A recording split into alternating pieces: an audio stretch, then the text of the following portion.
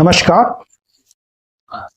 ज्योतिष विषय के अंतर्गत आज हम लोग अष्टक वर्ग के फलों को समझेंगे और अष्टक वर्ग का फलित बृहत पराशर होरा शास्त्र में किस प्रकार से दिया गया है, इसकी चर्चा आज के इस वीडियो में हम लोग करेंगे। तो जब आप बृहत पराशर होरा शास्त्र पढ़ते हैं और अष्टक वर्ग फलाध्याय को पढ़ते हैं तो उसमें बताया गया है कि रवि से अर्थात सूर्य से आत्मा, स्वभाव, शक्ति, पिता को सुख दुख आदि का विचार करना चाहिए।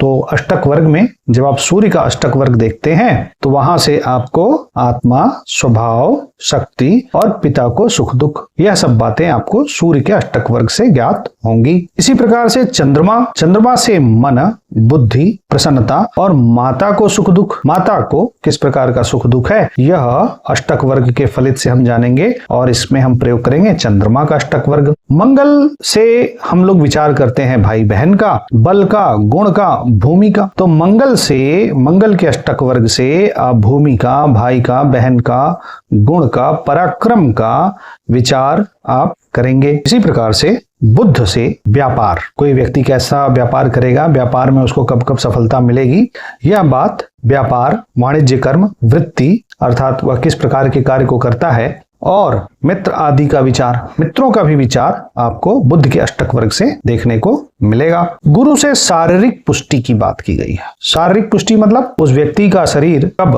पुष्ट होगा, बली होगा, शरीर में कोई सुख दुख तो नहीं है, इस प्रकार की बातें गुरु के अष्टक वर्ग से पता चलेंगी। साथ ही साथ विद्या और पुत्र, अर्थ अर्थात आप समझिए कि मुद्रा, पैसा, रुपया और संपत्ति का विचार करना चाहिए। तो संपत्ति के विचार में गुरु के अष्टक वर्ग को भी ध्यान से देखना चाहिए। शुक्र से जब आप शुक्र का अष्टक वर्ग देखेंगे तो शुक्र के अष्टक वर्ग से विवाह का समय, भोग, सुख मतलब हर प्रकार के सुख की भोग जो होते हैं वो, वाहन और जो भी लग्जरियस लाइफ के सुख है वह किस व्यक्ति को कब मिलेगा, इसमें शुक्र के अष्टक वर्ग को देखना लाभप्रद है। साथ ही साथ शनि के अष्टक वर्ग से आयुर्दाय अर्थात व्यक्ति के आयु और स्वास्थ्य का विचार होगा और शनि के अष्टक वर्ग से व्यक्ति की जीविकोपार्जन, यदि व्यक्ति नौकरी करता है तो आप शनि का अष्टक वर्ग देखिए और यदि व्यक्ति व्यापार करता है तो बुध का अष्टक वर्ग देखिए। नौकरी, उसमें लिखा गया है जीवनोपाय। जीवनोपाय का अर्थात आप जीविका समझिए, जो लोग नौकरी करते हैं उनके लिए शनि का अष्टक वर्ग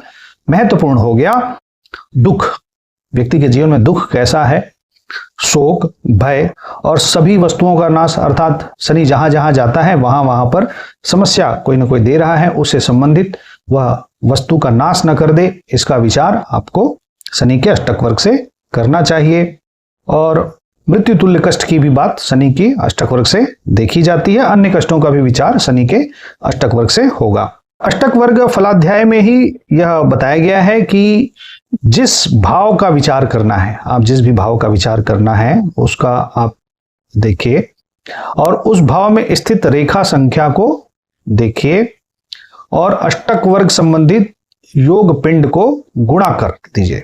जिस भाव का विचार करना आपके लिए अभीष्ट है उस भाव में स्थित रेखा संख्या से उस भाव के अष्टक वर्ग संबंधी योग पिंड को गुणा करके गुणनफल में 27 का भाग दीजिए और जो शेष बचे अश्विनी से गिनना शुरू करिए। शेष संख्या क्रम से जिस क्रम में जो नक्षत्र ज्ञात हो, अर्थात 1 आया तो अश्विनी, 2 आया तो भरणी, इस प्रकार से आपको गिनना पड़ेगा। जब आप अष्टक वर्ग फलाध्याय पढ़ेंगे तो इसी क्रम में आगे यह बताया गया है कि जिस भी भाव का फलित विचार करना अभीष्ट है उस भाव में स्थित रेखा संख्या से उस भाव के अष्टक वर्ग संबंधी योग पिंड को गुणा कर गुणनफल में 27 का भाग देने से जो शेष संख्या आए, शेष संख्या को अश्विनी से गिनना शुरू करिए और जिस नक्षत्र तक वह शेष संख्या जाए वह नक्षत्र समझ लीजिए।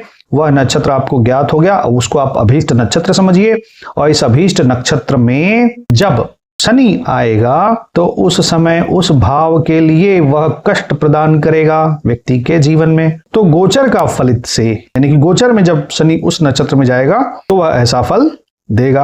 हमने पिछले वीडियो में बता रखा है कि देखिए अष्टक वर्ग का जो भी फलित आप करते हैं इसमें इस बात का विचार करें कि यदि लग्न कुंडली में फलित बनता है तब तो आप उसको अष्टक वर्ग में खोजिए, परंतु लग्न कुंडली में फलित जो बन रहा है उसके विपरीत दिशा में फल खोजेंगे तो वह कार्य नहीं करेगा। यह बात विशेष रूप से हमें याद रखनी चाहिए कि अष्टक वर्ग का फलित लग्न कुंडली के प्रमुख फल से विपरीत दिशा में कभी भी नहीं होगा। इस बात का हमें विचार करना चाहिए जब भी हम अष्टक वर्ग देखते हैं। इसी क्रम में जब आप और आगे पढ़ते हैं तो अष्टक वर्ग फलाध्याय में ही लग्न कुंडली में जन्म के समय सूर्य जिस स्थान पर हो उस स्थान से नवें स्थान को व्यक्ति के जीवन में पिता के सुख के लिए समझा जाता है। तो सूर्य से नवम स्थान जो आपको प्राप्त हुआ उस राशि की रेखा संख्या से सूर्य के अष्टक वर्ग योग पिंड को गुणा कर 27 से भाग देने पर शेष तुल्य अश्विनी आदि नक्षत्र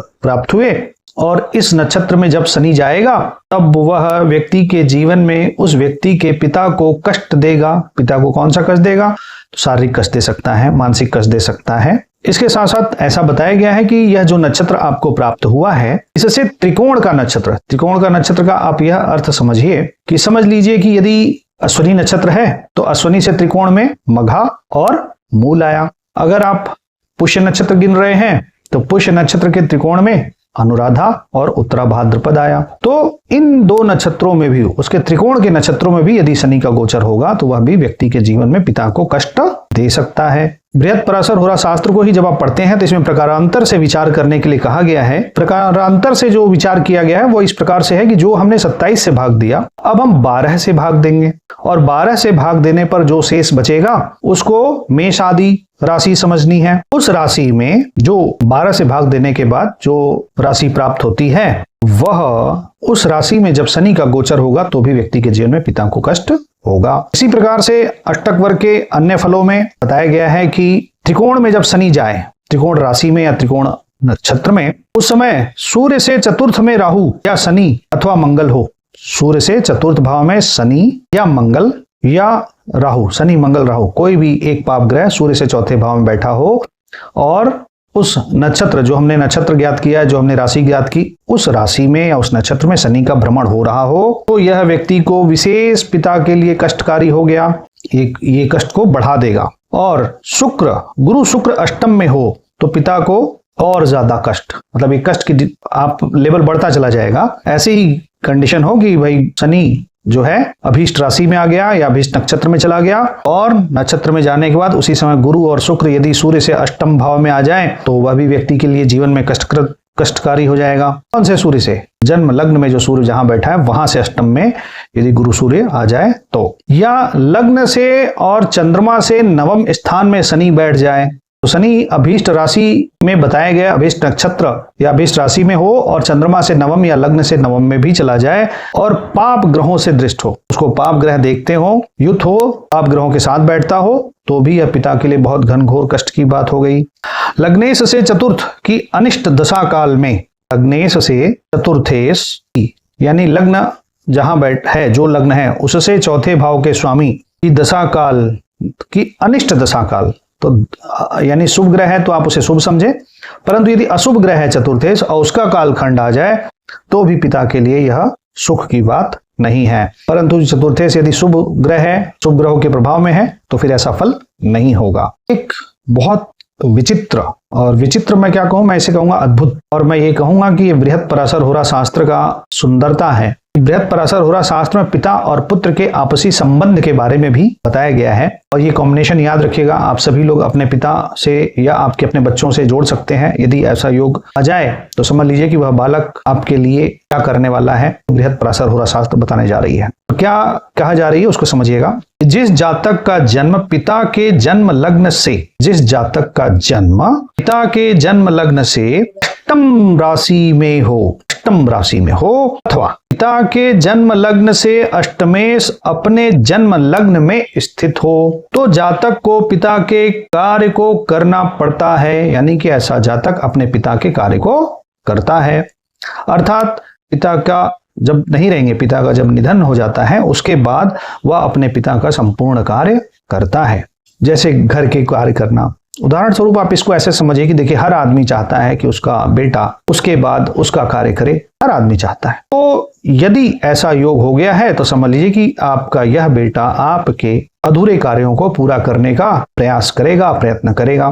क्या योग है? यह योग इस प्रकार से है कि आप पिता की कुंडली से देखिए, पिता की कुंडली में अष्टम भाव में जो राशि है वही राशि बच्चे की कुंडली में लग्न बन जाए, पहली कंडीशन। या पिता के जन्म लग्न से अष्टमेश, पिता की कुंडली में अष्टमेश को देखिए, अष्टमेश जिस राशि में बैठा है वह राशि बच्चे का लग्न बन जाए। इन दोनों ही अवस्थाओं में ऐसा बच्चा अपने पिता के कार्य को करता है। उदाहरण स्वरूप मान लीजिए कि कोई वृश्चिक लगन का है, तो वृश्चिक लगन के सामने कौन सी राशि हो गई?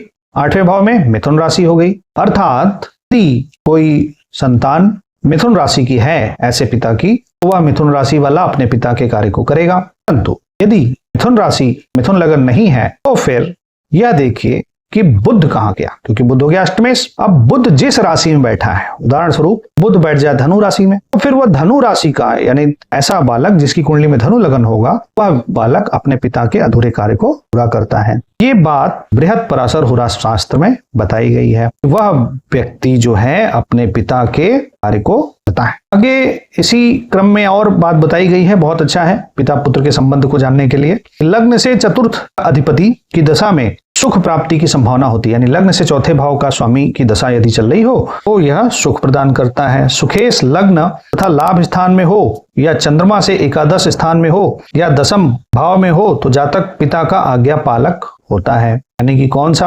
आदमी अपने पिता का आज्ञा पालन करता है? वो वह करेगा जिसकी कुंडली में चतुर्थ भाव का स्वामी लग्न में बैठता हो या लाभ में बैठता हो या चंद्रमा से एकादश भाव में हो या दशम भाव में हो, तो ऐसा जातक पिता का आज्ञाकारी होता है। पिता के जन्म लग्न से या जन्म राशि से तृतीय लग्न राशि, पिता के जन्म लग्न से या जन्म राशि से तृतीय लग्न राशि या राशि में जातक का जन्म हो, अर्थात मान लीजिए कि मेष राशि पिता का लग्न है तो मिथुन राशि यानी तीसरे भाव में, हाँ, तो पिता के जन्म लग्न से जन्म राशि या जन्म राशि से तृतीय स्थान में लग्न राशि या राशि में जातक का जन्म हो तो जातक पिता के धन से जीवन यापन करने वाला होता है। मतलब ऐसे व्यक्ति उनके पिताजी इतना धन दे देते हैं, इतना पराक्रम दे देते हैं कि वह अपना जीवन का निर्वहन कर लेता है। पिता के जन्म लग्न या राशि से दशम में यदि जातक का जन्म लग्न या राशि पड़े तो वह जातक पिता के तुल्य गुण युक्त होता है।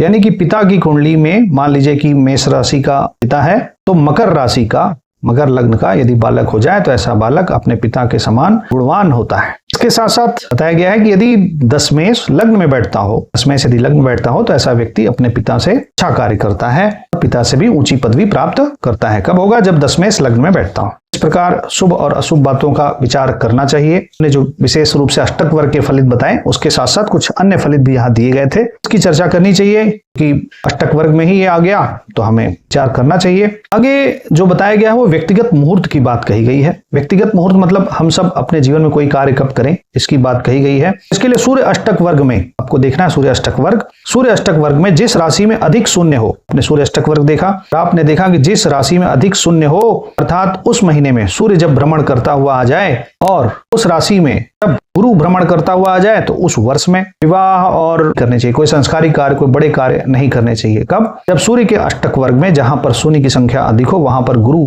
आया हो, यानी कि वह साल हो गया और उसी समय उसी महीने में अर्थात गुरु सूर्य भी वहीं पर गोचर कर रहा हो, उस कालखंड में कोई भी शुभ कार्य व्यक्ति को नहीं करना चाहिए। और जिस स्थान में अधिक रेखा हो, इस सूर्य अष्टक वर्ग आपने देखा, और जिस स्थान पर रेखा अधिक है यानी कि सभी ग्रहों ने अधिक से अधिक शुभ फल दिया है, वहां पर यदि गुरु आ जाए तो उस वर्ष और वहां पर जब भी सूर्य गोचर करे तो उस मास, उस महीने में व्यक्ति के जीवन में अच्छे कार्य करने चाहिए, उसको अच्छे कार्य की अच्छी गति मिलेगी। ऐसे वर्ष में विवाह आदि कार्य करने से व्यक्ति को लाभ मिलता है। तो आज जो हम लोगों ने बात किया वो अष्टक वर्ग के फलित की बात की, जिसमें हम लोगों ने सूर्य के जो फलित बृहत पराशर होरा शास्त्र में बताए गए हैं उसकी चर्चा की। आशा करता हूं कि मेरा यह बताया गया बात आपको पसंद आई होगी। मैंने जो भी बातें बताई हैं ठीक बिल्कुल बृहत पराशर होरा शास्त्र के आधार पर ही बताई है। और बृहत पराशर होरा शास्त्र जो लोग पढ़ पाते हैं बहुत अच्छी बात है, नहीं पढ़ पाते हैं तो वो मेरे इस वीडियो को सुन लेंगे तो भी उनको बृहत पराशर होरा शास्त्र का अच्छा खासा ज्ञान हो जाएगा।